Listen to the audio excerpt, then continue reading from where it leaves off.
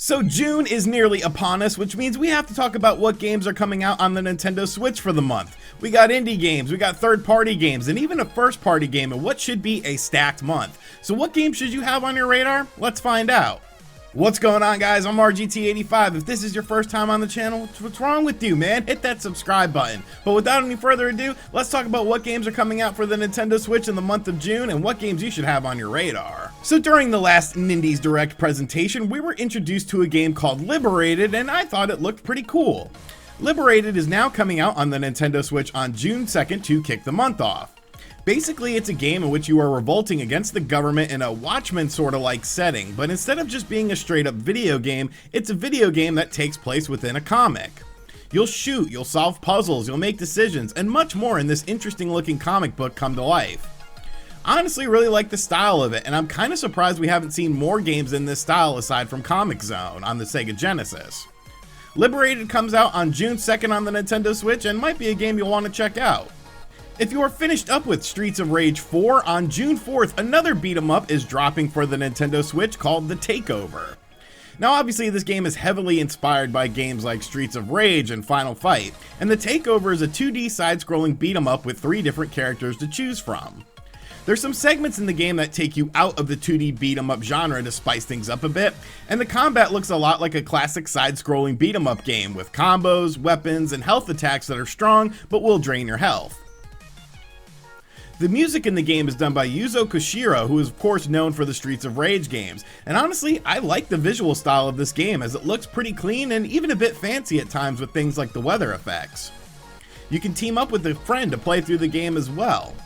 The Takeover comes out on June 4th, and it might be a worthy follow-up to the fantastic Streets of Rage 4 that we just got recently. While for some reason Fallout hasn't graced the Nintendo Switch outside of Fallout Shelter, Obsidian Games, the team behind Fallout New Vegas, is bringing the Outer Worlds to the Nintendo Switch on June 5th. You create your character and head out into an alternate universe of Earth in which President McKinley is never assassinated, so the world becomes a very different place. In true Fallout style, the game offers a ton of different ways to play it. You can go in guns blazing, stealth, or try and use your wit and charm to defuse a situation. You'll encounter tons of NPCs along the way on your journey that will give you new quests, and some of them will even team up with you. I'm a huge fan of open world style games, and I never got around to playing this game on the Xbox One or the PS4, so hopefully the Nintendo Switch version retains that solid performance that those versions had in terms of graphics and frame rate. The Outer Worlds drops on the Switch on June 5th, and I'll be buying it, but will you be buying it? I'm gonna go ahead and say it. Clubhouse Games' 51 Worldwide Classics is going to sell extremely well. Hitting the Nintendo Switch also on June 5th, Clubhouse Games' 51 Worldwide Classics is pretty much the polar opposite of the Outer Worlds, offering a more casual experience for the Animal Crossing crowd. There's a variety of different games to play, 52 to be exact, even though the game is called 51 Worldwide Classics. You know, numbers can be a bit hard. Anyways, there's standard games like chess, checkers, and Connect 4. There's a variety of different card games. Games like Mahjong, which, well, I have no idea how to play it, and even some more arcadey style games like tabletop boxing and bowling. Yes, essentially Wii Bowling is coming back in Clubhouse Games. You can of course play with local friends, and the game offers online play for some of the events as well, which I can see potentially being very, very fun. Can't play cards with your friends in real life? No problem. Hop on Clubhouse Games and place your bets. What's more is Clubhouse Games' 51 Worldwide Classics is actually a budget title, coming in at just $39.99. I'm telling you people, this game is going to sell like hotcakes, and you know what? On June 5th, I will be snagging this right alongside the Outer Worlds, and I will destroy all of you in Connect 4. The old school 90s PC first-person shooter revival looks alive and well, and a new game in that genre is coming on June 11th called Project Warlock. The world is overtaken by demons, and you play as a character called, well, you guessed it, the Warlock. It's a fast-paced first-person shooter game with a 90s PC's aesthetic, sort of like Duke Nukem or Doom from that time frame. Since you are a Warlock, you have magic powers as well, which kind of reminds me a bit of Hexen. You can upgrade your skills, your spells, your weapons as you play throughout the game, and there's some seriously crazy looking enemies that you'll encounter as well. There's even some vocal one-liners from the Warlock that sound, well, they sound a lot like Duke Nukem himself, but that's okay. Iron Fury might have been a bit of a shoddy port for the Switch on launch, but hopefully Project Warlock can scratch that retro itch on June 11th for those looking for a fast-paced first-person shooting game. Although technically not a new game, Mortal Kombat 11 returns with a new edition on June 12th called Mortal Kombat 11 Aftermath Collection. Essentially a compilation of previous Mortal Kombat 11 content with a K of course, because this is Mortal Kombat. Mortal Kombat 11 Aftermath Collection includes everything released thus far for the game, and also includes some new content as well. You get new characters like Shiva and RoboCop, new stages, new stage fatalities, new story elements, and even new moves thrown in. If you already have the season pass for the game, you'll get all of this too, and I believe some of the things like friendships are being added into the game as a free patch. But if you haven't picked up Mortal Kombat 11 yet, this is probably the best version to get, as it does come out with everything. Mortal Kombat 11 Aftermath Collection hits the Nintendo Switch on June 12th. EA is slowly starting to put some of their games on the Nintendo Switch, and Burnout Paradise Remastered is one of those games and will be coming on June 19th. Burnout 3 is honestly one of the most fun games of all time, but Paradise kind of went in a different direction, instead incorporating an open world segment instead of having setup events that were predetermined. Burnout Paradise Remastered for the Nintendo Switch brings the core game with 8 pieces of DLC, over 130 different cars to use, and features online racing and online challenges as well that you can do with friends. The Switch version of the game is being optimized with the system in mind, with EA stating that the game is 60 frames per second and even has a pitch and pull map for the Switch version. I'm honestly pretty interested to see how this version of the game runs, as of course this game originally came out back in 2008 for the PS3 and the Xbox 360. Is it truly a remaster? I guess we will find out on June 19th. And no, I'm not singing Paradise City by Guns N' Roses, so just get over it. Who lives in a pineapple under the sea? Evidently SpongeBob SquarePants does. SpongeBob Battle for Bikini Bottom Rehydrated will be hitting the Nintendo Switch on June 23rd, and a lot of people are really excited for this game. Now I'll keep it real with you, I know nothing about SpongeBob and never watched an episode of the show or anything like that, but evidently this game is widely popular with people who grew up with the PS2, Xbox, or GameCube. Now I do enjoy 3D platformers, which is what this game is, and the rehydrated version of this game includes multiplayer and cut content from the original version of the game, which should be good for newcomers and veterans alike.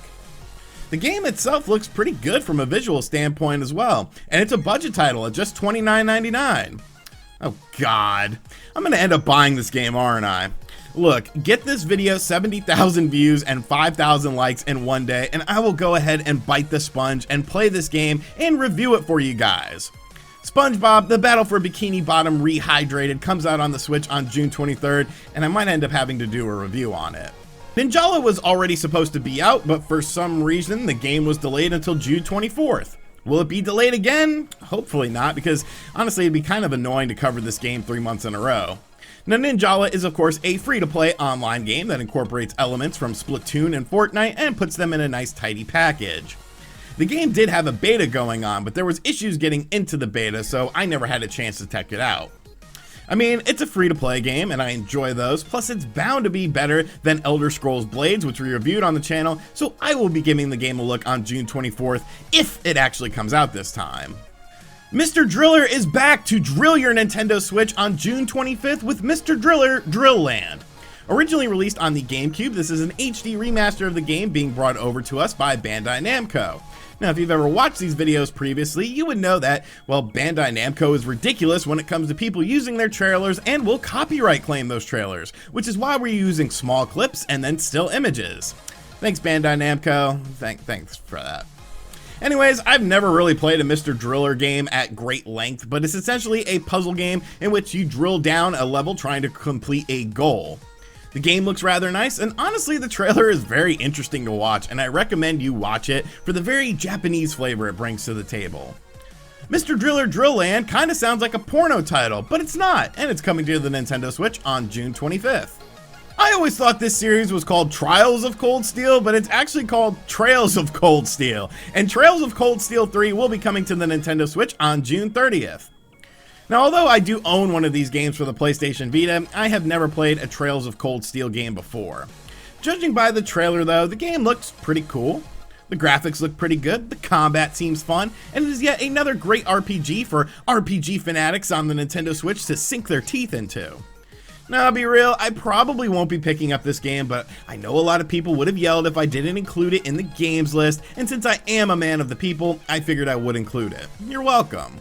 Trails of Cold Steel 3 will hit the Nintendo Switch on the last day of the month on June 30th. Also, I do want to mention very briefly that Journey to the Savage Planet is getting a physical release in Europe on June 26, and they say that a few days later it'll show up in America pending supply issues, so it looks like that may be coming out by the end of June as well. Make sure you guys check out my review on that game to see if it's worth snagging, because we do a deep dive look into it, but I will probably be picking up the physical edition of the game because, well, I like physical editions. Alright, so those are the Nintendo Switch games for the month of June that I think you should have on your radar. A pretty good mix of stuff here. You got remasters, new stuff from third parties, a new first party game, a lot of indie games, plus, let's be real, there'll probably be some other games that are announced and then will be coming out in the month of June as well, because that's just what companies are doing nowadays. They're just stealth dropping their games, so you never know what tomorrow is going to bring. But let me know in the comments section down below what games you plan on picking up, and of course, if I missed any games, maybe a game that I should have on my radar. And thank you guys for checking out this video. Like I said at the start, if you are new to the channel, make sure you subscribe and turn on notifications. We're getting close to 300,000 subscribers. We're going to be doing some giveaways and when we get a little bit closer. And like I said, if you guys want me to, well, review Spongebob, hit that like and view challenge that I laid out during that segment of the video, and I guess I'll do it. And as always, I'll catch you guys on the next video.